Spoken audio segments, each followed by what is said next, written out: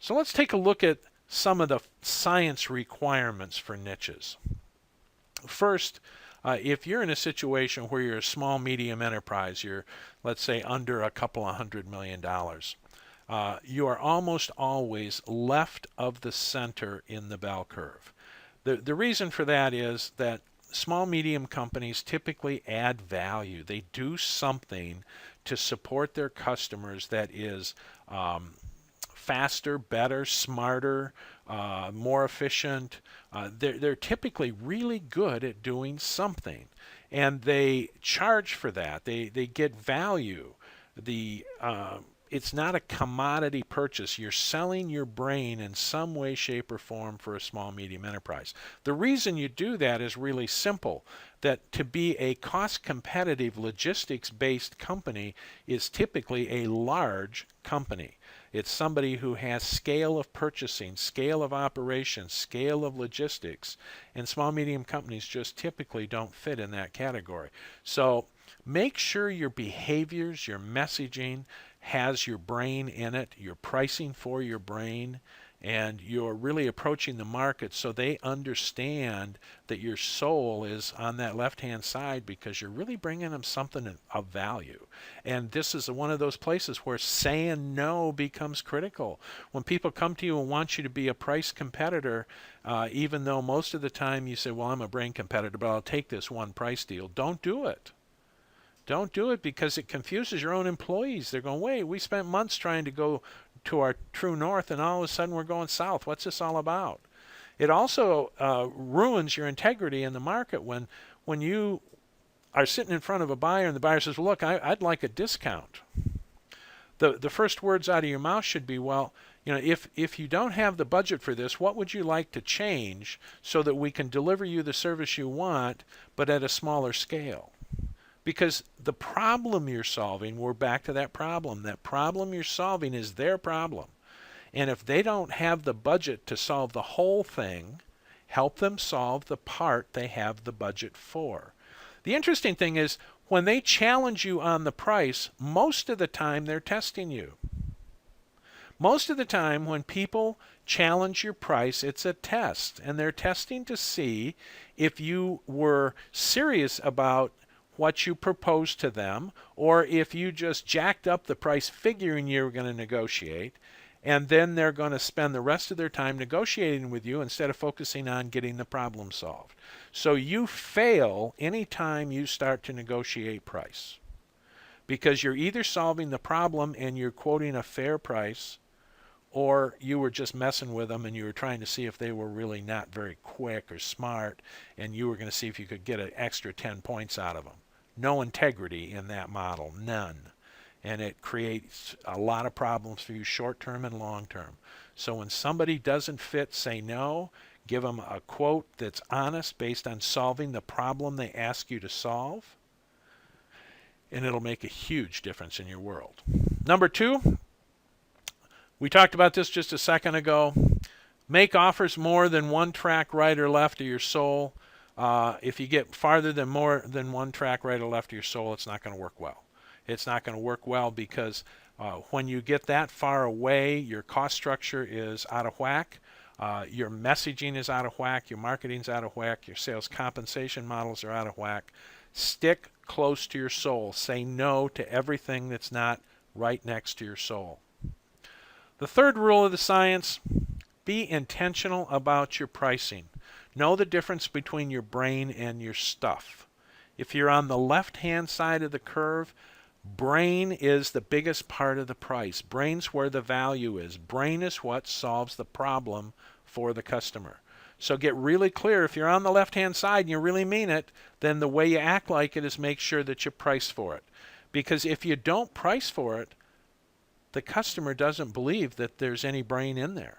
If they see that you're pricing at the same price as people that are just selling stuff, your integrity is in question. Remember, we said integrity is your greatest asset. So don't put your integrity in question.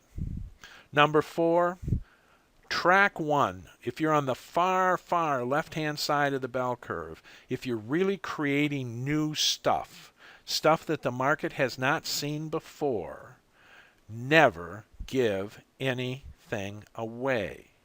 On the left-hand side, the buyer doesn't understand the problem. Without your brain, they don't know how to solve that problem.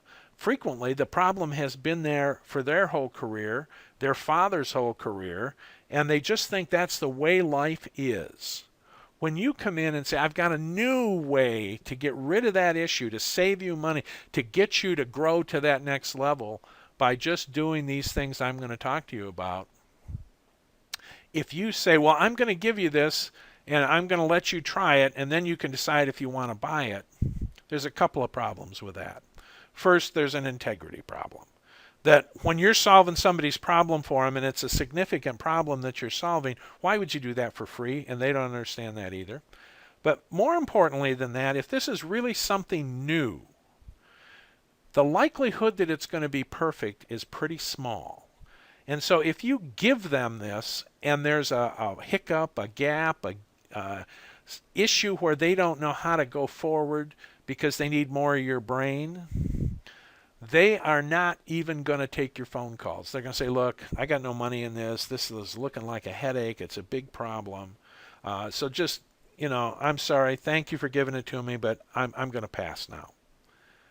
As opposed to if you charged them $100,000 or $1 million for this and they got $100,000 into it, do you think they're not going to take your phone calls? They've committed to everybody they know that they're going to make this thing work because they got a lot of money in it. They're going to take your calls and they're going to make sure this succeeds, not for you, but for them. They've told everybody, I'm spending money with these guys. We're doing something new and cool, and we're solving a problem that we've never solved before, and it's cost me $100,000 or $1 million or whatever it's cost me. I'm going to make sure this works, and they're doing it for their reasons, not yours. The other reason that you charge them a lot of money over in track 1 is because they want to make sure you're still there to help them. They need your brain, and if you don't charge them enough money, when they do have a problem, they're not sure you're going to be there. So on that left-hand side, the pricing rule is 10 to 1. We're back to understanding their problem. Whatever the value of their problem, let's say their problem's $1 million a year problem, then your charge to them is $100,000, a 10 to 1 ratio. If they have a $10 million problem, your charge is $1 million. There's actually science out there that says if you charge more than, say a $10 million problem and you charge more than $1 million, then the risk is not great enough to go forward. So if you want to charge them $2 million, they're going, oh, wait a minute, I got to spend $2 million to solve a $10 million problem. I think I'll just live with what I've got. If you charge them too little, then they're concerned that you're A, real, and B, that you and your brain are going to be there when they need you.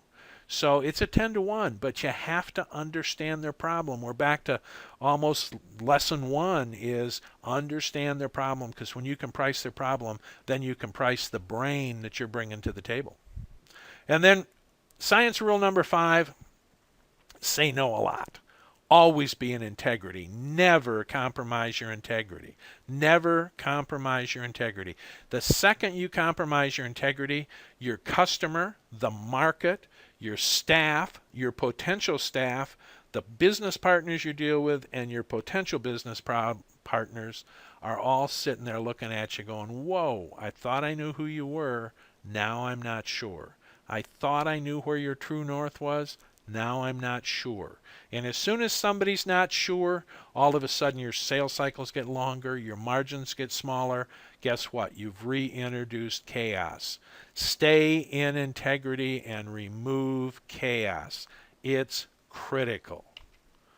Okay, the homework for this session. Take your list of niches that we had from the last time, and for each one of them, decide if you're fighting against any of these science requirements. Make sure that all 5 of these science requirements are in alignment for each of the niches you're going after. And if they're not, then try and figure out what you need to do differently to be able to succeed in that niche. Or in some cases, maybe what you really need is you need to get out of that niche. You may be in niches you don't belong. If you remember our bell curve with the 3 offers, where some were in 2 and 3 and then there's one over in 5, maybe you don't belong in 5 anymore.